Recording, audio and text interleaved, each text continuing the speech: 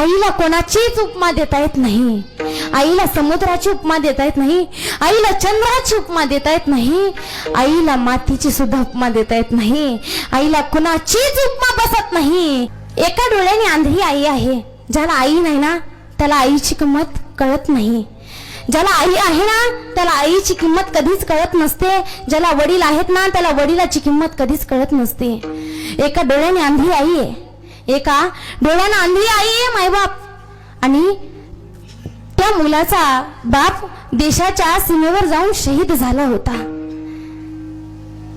बापाचं स्वप्न होतं आपला मुलगा एक दिवस कलेक्टर बनावा, जिल्हा अधिकारी बनावा, PSI या पदावर निवड व्हावी त्याची, असं त्या बापाला वाटत होतं. पण एक दिवस वडील देशाची सेवा करता करता शहीद झाले.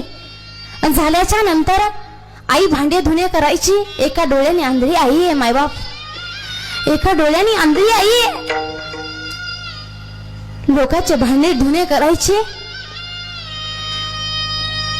मुलाला शिक्षण दिलं, पुण्याच्या ठिकाणी पाठवलं. 10वी झाली, 12वी झाली. कॉलेज चालू असताना कॉलेजचे मुलं म्हणायचे, अरे आंधळीचा मुलगा आलाय, आंधळीचा मुलगा आलाय. महाराज एका दिवशी आईला त्यांना प्रश्न केला, अगं आई,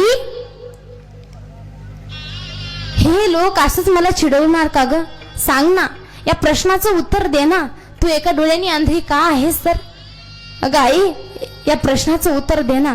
परंतु ती जन्म देणारी आई होती महाराज. सांगितलं, बाळा, जेव्हा तुला त्या प्रश्नाचं उत्तर द्यायची वेळ आली ना तेव्हा तुला नक्की कळेल बरं का. फक्त त्याला वेळ यायला लागते. मायबाप असं म्हटल्याच्या नंतर काय झालं, मुलगा पुण्याच्या ठिकाणी शिकण्याकरता गेला आणि गेल्याच्या नंतर तिकडे